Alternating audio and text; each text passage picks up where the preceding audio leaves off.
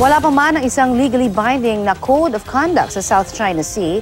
Nakapangingisda na raw uli sa Bajo de Masinloc o Scarborough Shoal ang mga mangingisdang Pilipino ayon sa Coast Guard. Pero kapansin-pansin po ang pagkasira naman ng mga coral sa pinag-aagawang teritoryo na sabi ng ilang eksperto ay kagagawan daw ng mga mangingisdang Chino. Balitang hatid ni JP Soriano, exclusive.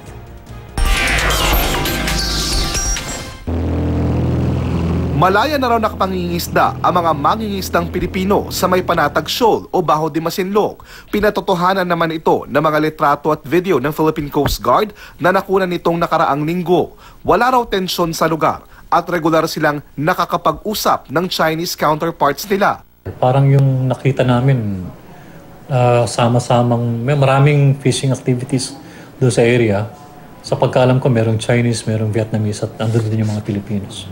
Pero andun pa rin yung Chinese Coast Guard. Pero sa parehong grupo ng mga litrato, makikita rin ang pamumuti ng tubig sa paligid ng mga bangka ng mga Chinese fishermen, malapit mismo sa tuktok ng bahura.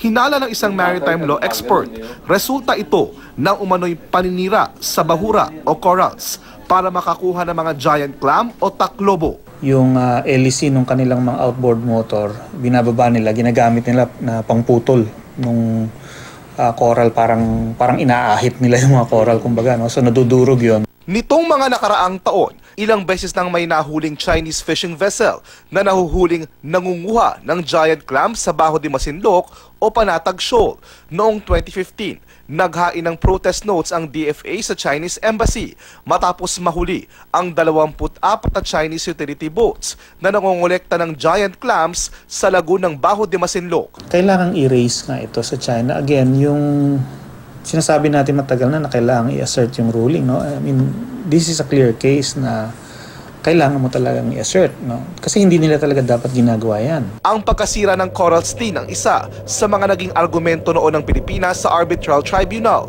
Bukod sa Panatag Shoal, nakunan din noon ng mga satellite image ang pamumuti ng mga bahura sa ilang isla sa Spratlys. Resulta raw ito ng paulit-ulit na pagkahig dito ng mga bangka ng mga mangingisdang Chino para madurog ang mga coral at mabunot ang mga taklobo. Dahil sa salasalabat na issue patungkol sa teritoryo at resources, isinusulong ng Pilipinas ang pagkakaroon ng legally binding na Code of Conduct sa South China Sea. Sang-ayon daw rito ang mga ASEAN country na may inaangkin ding mga isla at bahura sa karagatan, maliban daw sa China.